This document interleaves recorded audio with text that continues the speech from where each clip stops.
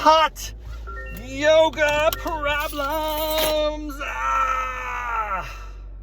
Got them. I got them today, my yogi friends and fans and followers and family members across the land, across the galaxy, across the universe. Thanks for tuning in to Raff's Brain Hot Yoga Stream. Hot yoga problems, that is. Oh. Battery 100%. Another devastating flow. This one was a little bit bittersweet today, my friends. One of the yogis,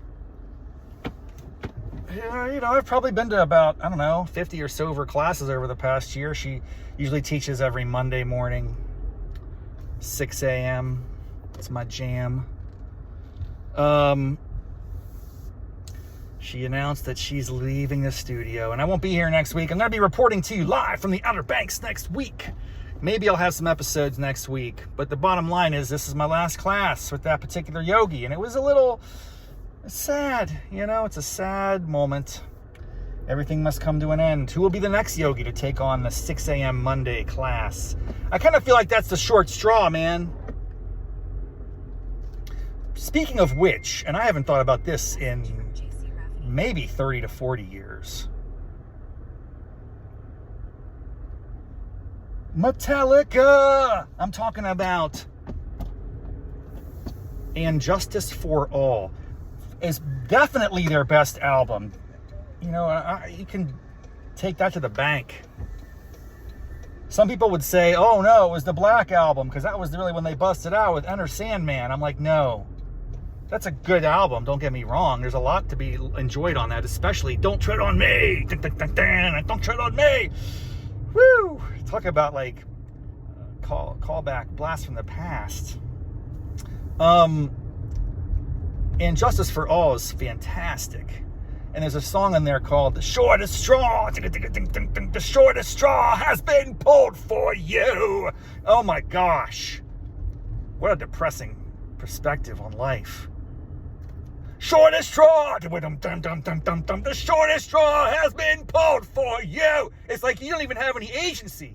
You don't even have any chance, man. Do you understand the message from that song is so depressing? It's like, oh, suddenly we're going to draw a straw. I say, that's life. You born, you exist. It's a random, crapshoot, basically. But at least you have a chance to get the long straw. That song is telling you that, the shortest straw has been pulled for you. Really? Someone else pulled the shortest straw and then just gave it to me. Now I got to do what the shortest straw does. Where am I going with this? I think I was just starting with, who does a 6 a.m. hot yoga class? Who really aspires to teach that class at that time?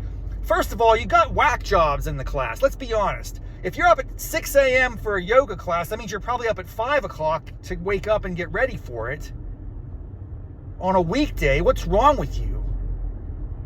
Yeah, I'm judging myself.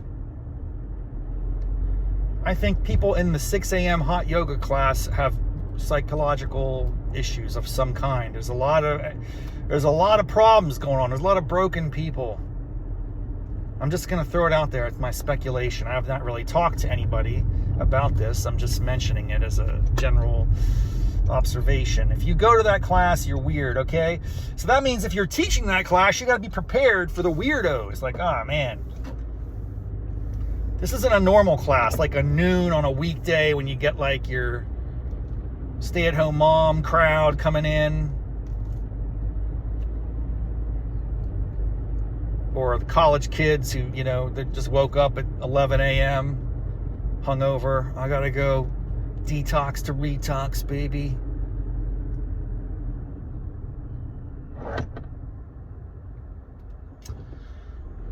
So who's going to be my next yogi at 6 a.m.? We're going to find out. I'm not going to find out next week, though, because I'm going to be in the Outer Banks, as I mentioned. It's the week after that. We'll have a big reveal. It would be a shame if they canceled that class. I don't think it's like super populated. I have a sense, and I respect this immensely, that Core Power, if they looked at all of their classes and they had to start, trimming down a little bit, it wouldn't shock me if those earliest classes were the first to go. On the other hand,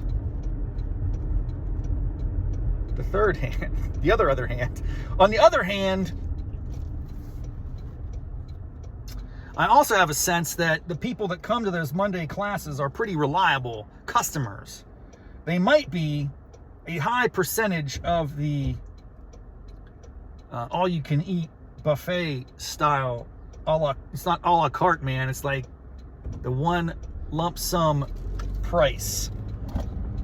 And that's probably where they make their most money, or not. I don't know. They make more in the one-offs.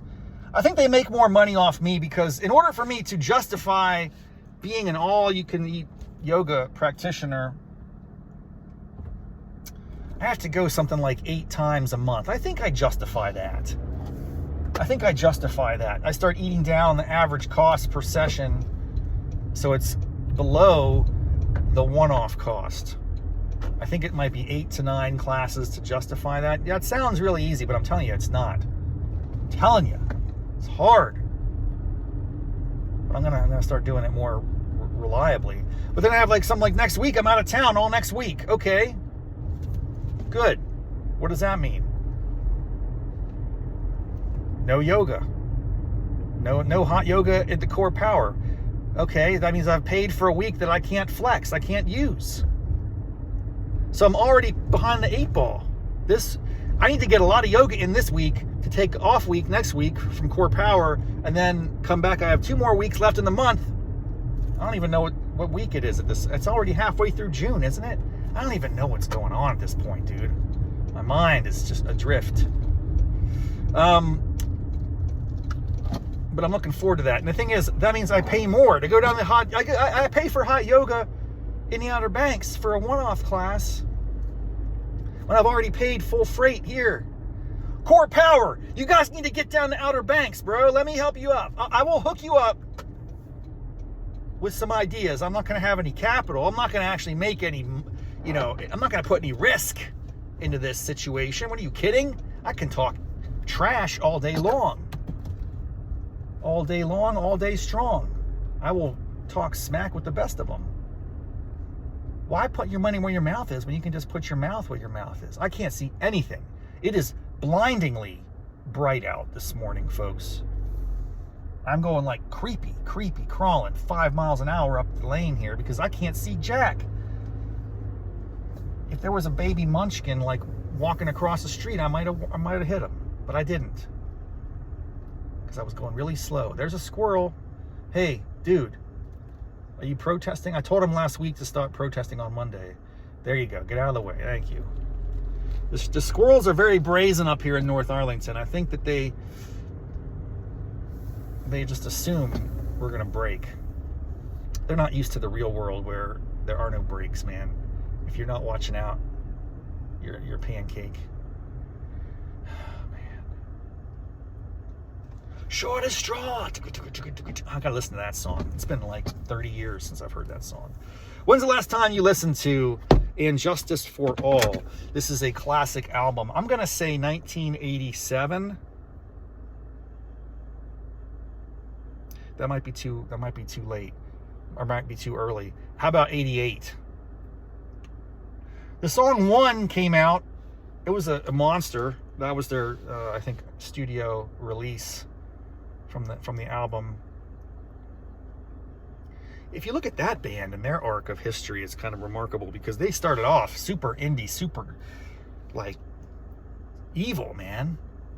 Kill 'Em All. That's the name of your album in the early 80s. Kill 'Em All. You don't think that's going to get you on the Senate hearing list?